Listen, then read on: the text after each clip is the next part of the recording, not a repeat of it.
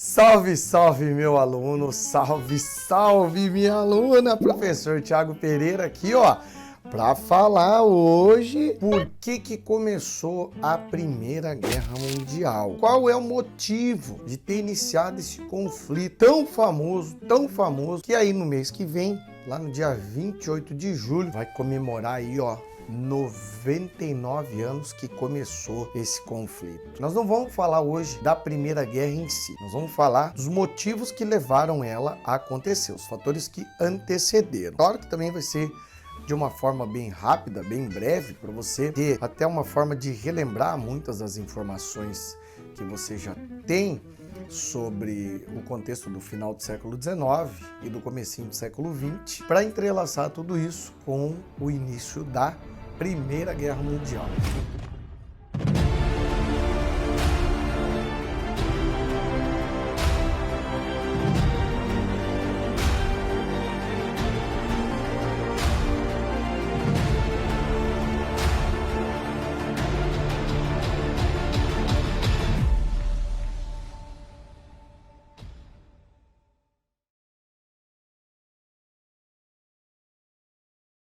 Então foram basicamente três fatores muito importantes que juntos acabaram se fundindo, acabaram se juntando, se unindo aí e que levaram à eclosão deste primeiro conflito. Claro, até então a forma de se guerrear, e eu não sou especialista na área militar, deixo aqui o convite para algum especialista, fique à vontade para explicar como é que boa parte dos conflitos aconteciam aí até o século XIX. Nós temos diferentes gerações em relação à própria guerra, em se tratando aí de guerra no chão, no solo, terra firme. Quando os exércitos se enfrentavam, boa parte aí no século XIX, ainda era dentro daquela sistemática onde ficava um exército de um lado, exército do outro, e aí dava lá uma salva de tiros, enfrentava aí mosquete a mosquete, como ficou muito conhecido em alguns conflitos ainda no século XVIII, como a independência dos Estados Unidos. Já no século XIX, podemos ver uma mudança significativa, embora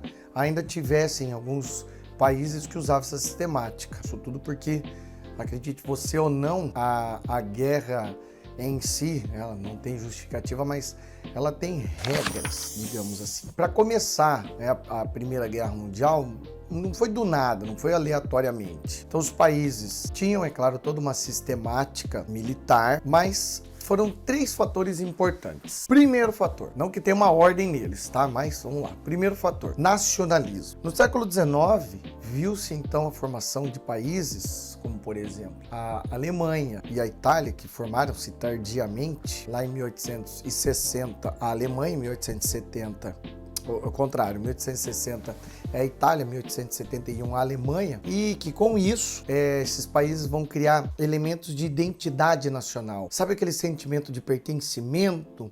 Sabe aquela coisa que quando, por exemplo, você lembra do Brasil, automaticamente você fala, nossa, meu país me dá orgulho por causa disso. Pedi para o editor colocar agora aqui uma coisa que deu orgulho do Brasil, tá? Coloca um negócio sério aí, tá, editor? Olha, se você não me ama, então não me ligue.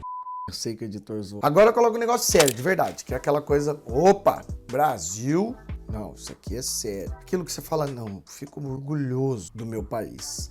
Isso não te dá um sentimento de pertencimento a essa nação? Você não pensa assim, poxa, que orgulho de fazer parte do Brasil? Pois é.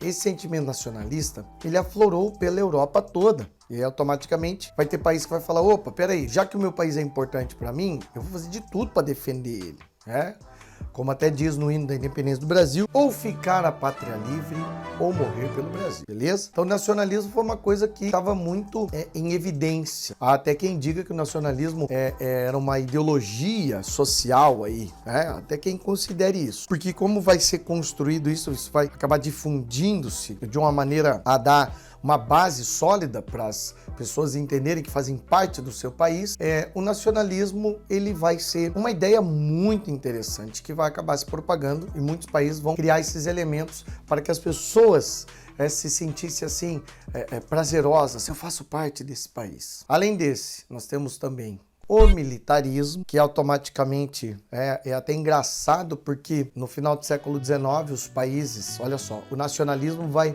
criar então essa ideia de que, olha, eu vou fazer de tudo para defender o meu país, então vou fazer agora o seguinte, vou me armar. E aí, no final do século XIX até o começo da Primeira Guerra Mundial, começa a acontecer um período chamado de La Belle Époque, La Belle Époque, e junto nessa La Belle Époque, todo o desenvolvimento industrial vai ter, claro, também um propósito. A segunda fase da Revolução Industrial vai ter um propósito, onde os países vão começar a se armar muito. Até vou deixar uma dica de filme para você aqui, ó, Sherlock Holmes 2, O Jogo das Sombras, tá? Assiste lá que você vai entender o que era o objetivo do personagem Moriarty em relação a criar conflitos, a criar atritos dentro da Europa, tá? E aí os países vão começar a se armar, inclusive tem um momento aí chamado de paz armada, né? Paz armada. Os países vão se armar o que podiam, para quê então? Para conseguir se defender, claro. Então esse militarismo também é uma coisa que vai estar aí em grande evidência. E o terceiro fator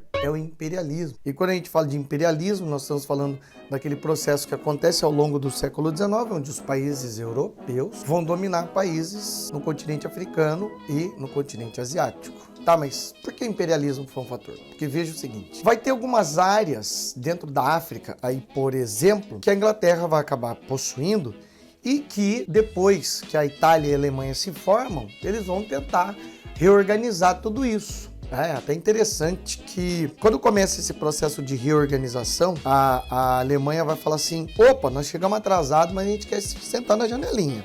Como assim? A gente se formou agora, nós somos um país agora, Alemanha. Agora a gente quer saber aí, ó, o que sobrou da África?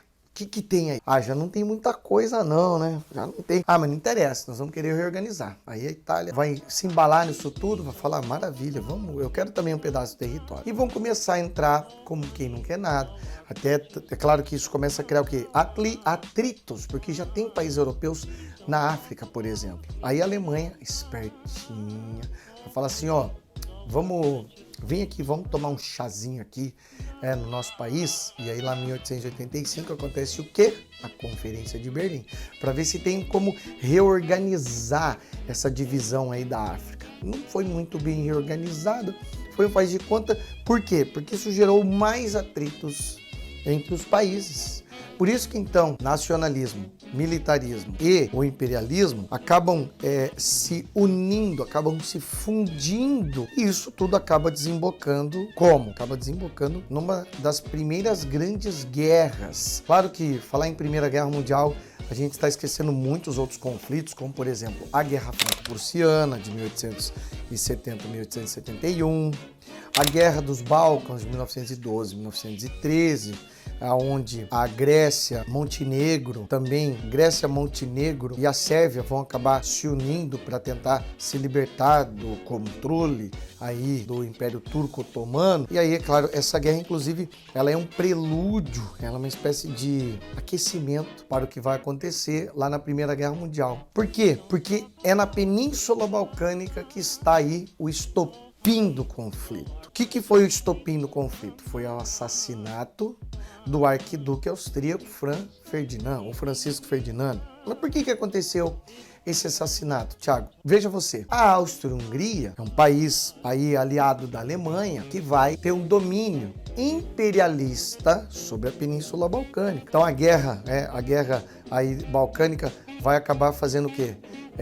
A Grécia, por exemplo, Montenegro, vão dividir a Macedônia, mas esqueceram que tinha um domínio aí da Áustria-Hungria, que dominava a Sérvia, né? Mas ainda assim impunha o quê? O nacionalismo. Já no caso da Sérvia, a Sérvia tinha um projeto chamado de Grande Sérvia, que queria unir os povos de origem eslava, melhor dizendo, aí da Península Balcânica. E nisso nós temos o quê? Nós temos o nacionalismo da Sérvia. É aí que então o imperialismo austro-húngaro vai se encontrar com o nacionalismo da Sérvia. E isso tudo vai acontecer o seguinte, o Franz Ferdinand vai fazer uma viagem diplomática lá na Áustria-Hungria, lá no mês de junho ainda. Aí ele vai lá, infelizmente, ele vai visitar a Sérvia, ou melhor, a Sérvia não, ele vai visitar a Bósnia-Herzegovina, cidade de Sarajevo. A Bósnia-Herzegovina é um território que tem, é claro, povos eslavos, e que a Sérvia queria muito estender os seus domínios para lá. Quem que está por detrás da Sérvia? Tem um país chamado Rússia, que já tinha sinalizado no comecinho do século XX que se desse algum problema, que se tivesse alguma treta, ia ficar favorável aos interesses da França e da Inglaterra. E a Áustria-Hungria era aliada da Alemanha, que as duas juntas eram aliadas aí de quem? Da Itália. Aí nós temos o nome de quem faz parte dos dois lados, ou seja, das duas tríplices. Mas, em relação ao assassinato do Francisco Ferdinando, ou Fran Ferdinand, ele vai ser assassinado. E aí é claro que a Áustria, o país dele, vai falar para a Bósnia, olha, nós queremos esse indivíduo, o Gravílio Príncipe, que foi o assassino, que de príncipe, de pessoa nobiliárquica, não tem nada, vai assassinar aí o arquiduque, papá! E aí a Áustria-Hungria vai falar, manda esse menino pra cá. A Bósnia vai falar, não.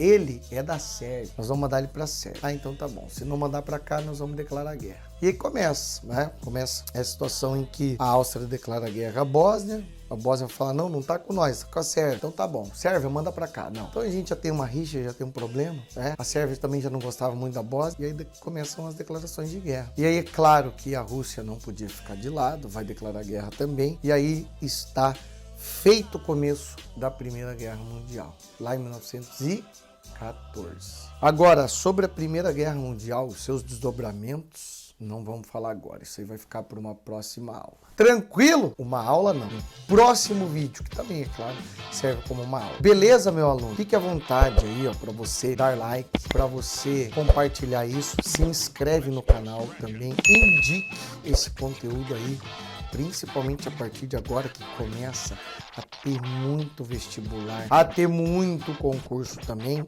E não esquece que logo, logo tem o Exame Nacional do Ensino Médio. Tamo junto, vamos pra cima, vamos quebrar a banca. Beijão e até mais. Valeu!